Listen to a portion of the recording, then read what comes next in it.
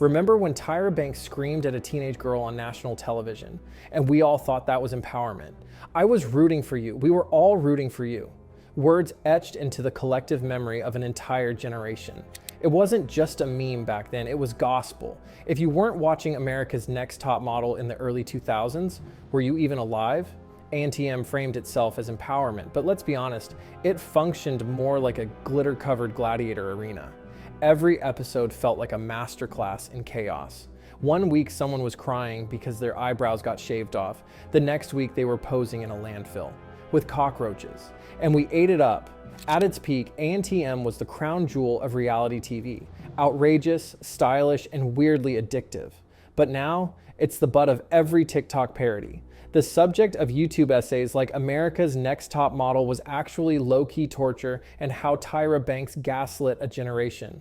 As we've all seen in those TikTok reenactments, it's hard to tell if we're laughing at it or mourning the fact we once took it seriously. So what happened? How did a cultural phenomenon go from slaying the runway to stumbling in clown shoes? To understand the fall, we have to go back, all the way back to 2003.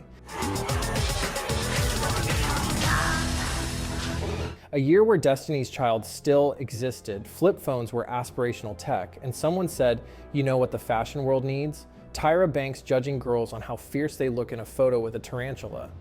America's Next Top Model didn't just premiere, it crash-landed into pop culture, pulling in over 4 million viewers and instantly becoming UPN's breakout hit. Created by Tyra herself, the show claimed it wanted to democratize fashion, find real girls, give them a platform, break the elitism of the runway. And for a while, it felt like it did just that. One of you is about to be a star. Your life is going to change. The cast wasn't made up of runway robots. There were different body types, ethnicities, even backstories that hadn't been media polished to death. For many young viewers, especially girls and queer teens, there was simply nothing else like it. A place where transformation wasn't just physical, but emotional, identity in motion, and all of it on national TV. The show was addictive. Each season introduced a new cast of wide-eyed hopefuls. Tyra gave us dramatic monologues that felt like TED Talks on acid. That has never happened in America's Next Top Model history. And the makeovers were a staple of drama and crisis. One contestant would get a stunning new look. Another would get a mullet. Because why not? Ratings, baby. The early seasons had this weird magic. They were unhinged, yes, but also earnest. There was a sense of possibility, of reinvention. Viewers didn't just watch to see who would win. They watched to see who would cry over a weave, who would snap during judging, who would forget how to smize. It was raw and messy, but it also tapped into something real. The idea that anyone, regardless of background, could become a supermodel.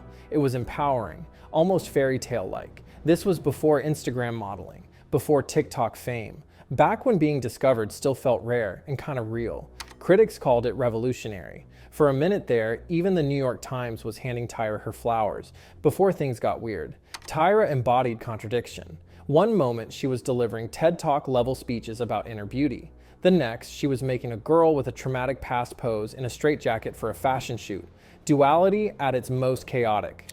But even then, if you looked closely, like really squinted through that Vaseline-smeared lens, you could sense it.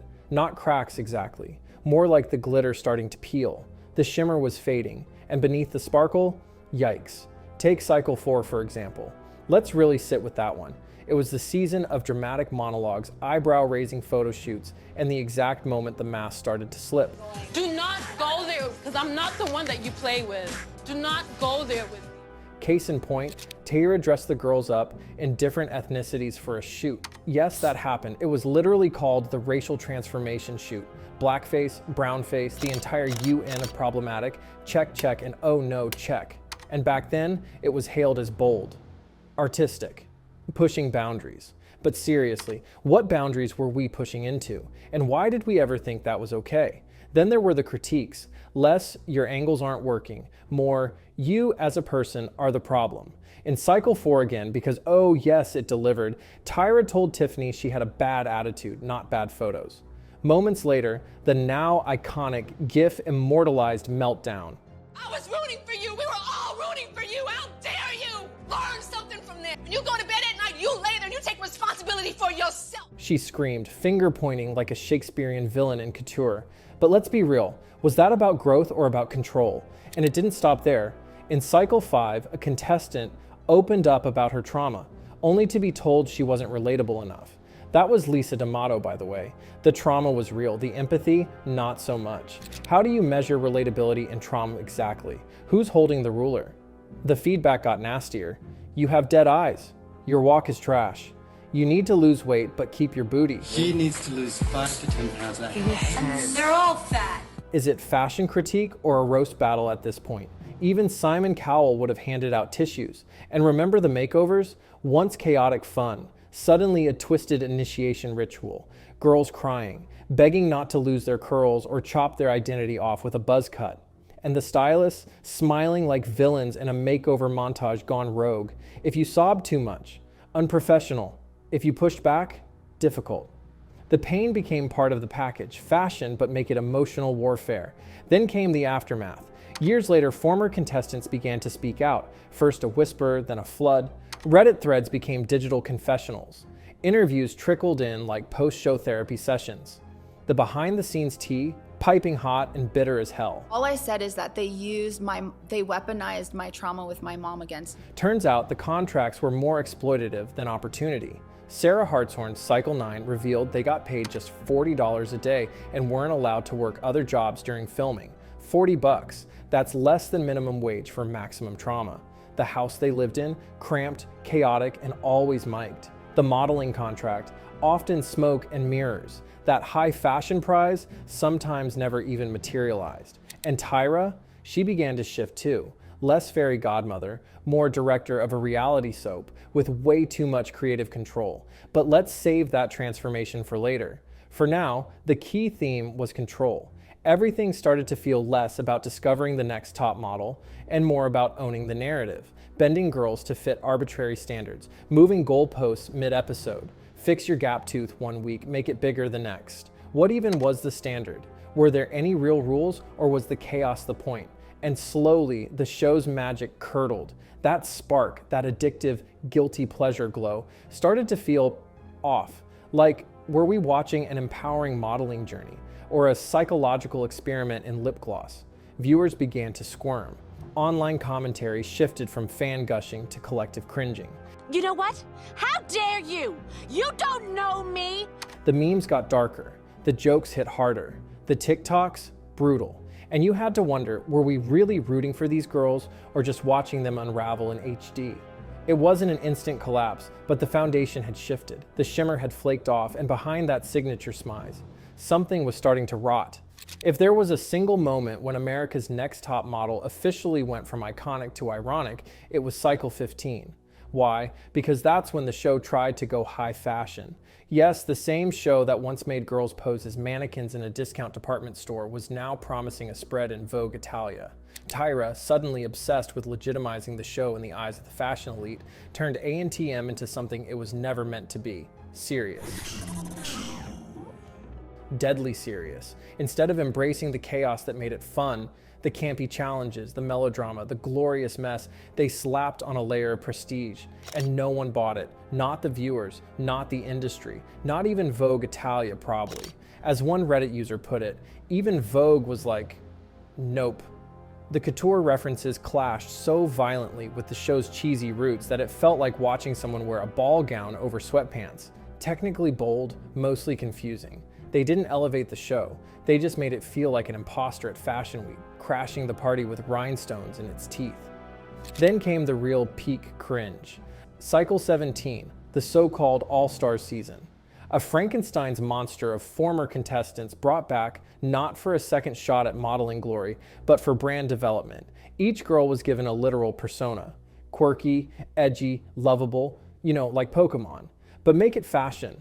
At this point, it wasn't about finding the next top model. It was about turning contestants into pre-packaged brands for corporate sponsorships. Modeling potential, optional. Marketability, mandatory. Naturally, this led to a pop music video challenge. Each contestant had to star in her own branded single.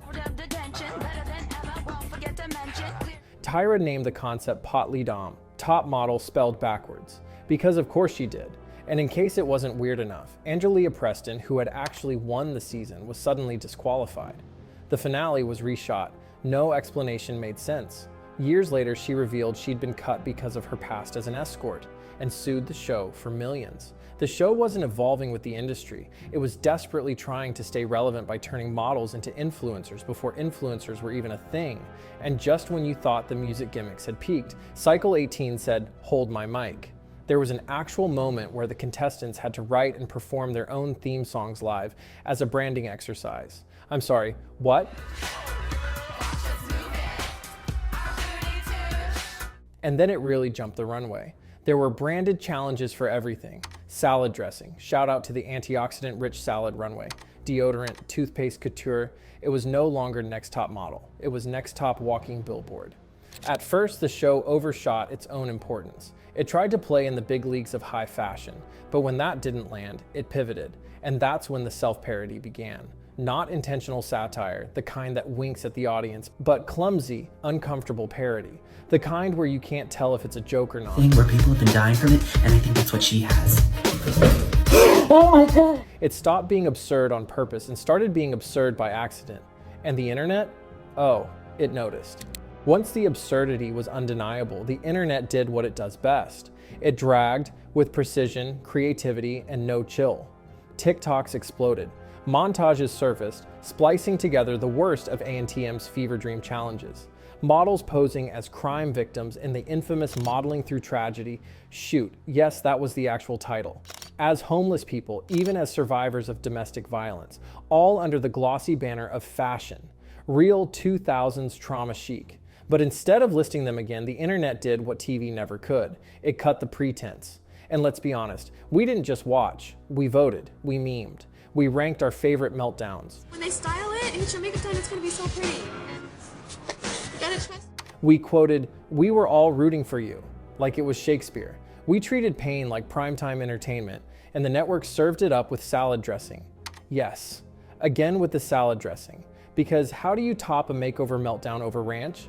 You don't. You just keep replaying it like it's the Zapruder film of reality TV. These weren't isolated misfires. Over time, contestants from nearly every cycle started to come forward with horror stories. No mental health support, forced conformity, filming days that stretched into the night with a little food or rest. One contestant even claimed producers hid essentials like cigarettes and tampons just to spark conflict. You know, for the plot. And the backlash wasn't just a moment, it was a movement. YouTube channels dedicated entire video essays to deconstructing the show's worst offenses. Reddit turned into a forensic archive of manipulative editing tricks. Twitter memes compared Tyra Banks to Bond villains, if Bond villains weaponized makeovers and trauma bonding. Tyra eventually broke the silence, kind of. In 2020, she tweeted, "Been seeing the posts about the insensitivity of some past ANTM moments, and I agree with you. Looking back, those were some really off choices. Appreciate your honest feedback." A rare moment of acknowledgement, but it stopped there. No panel discussion, no public reckoning, no structural change. Just a carefully worded tweet floating in a sea of outrage. Because by then, it was too late. ANTM had already become a cautionary tale, not just of bad taste, but of what happens when a show loses the plot, forgets its audience, and starts believing its own hype. Today you guys are gonna learn about acting! Learn about acting! Acting! What once felt like a celebration of transformation had morphed into a machine of exploitation in a wig and heels, and we watched every minute of it. So let's ask the real question. Can America's Next Top Model be saved? Can a show built on chaos, control, and commercialism find redemption in an age that demands transparency and accountability? Maybe.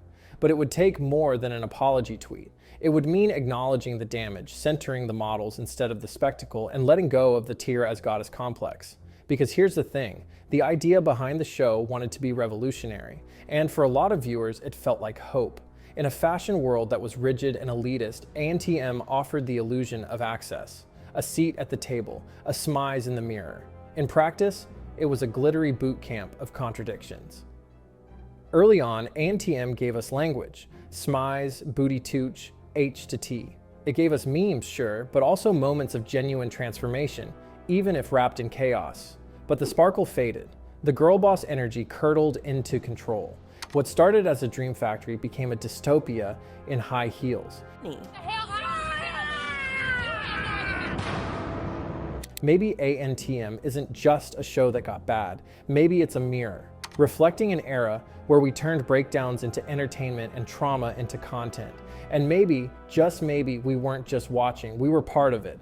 Laughing, voting, binging, believing the Smize, we confused drama with empowerment. And in doing so, we let the line between real and reality TV dissolve. But it doesn't have to stay that way. The next wave of model shows can be kinder, more self-aware, inclusive, and still fierce as hell. Real transformation doesn't need a makeover montage. It needs honesty, diversity, and definitely fewer challenges involving simulated violence.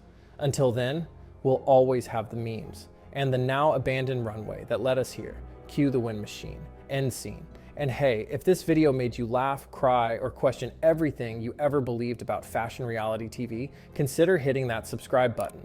Smize your way into our notifications so you never miss a deep dive into pop culture's most chaotic moments. You know you want to be on top of the algorithm.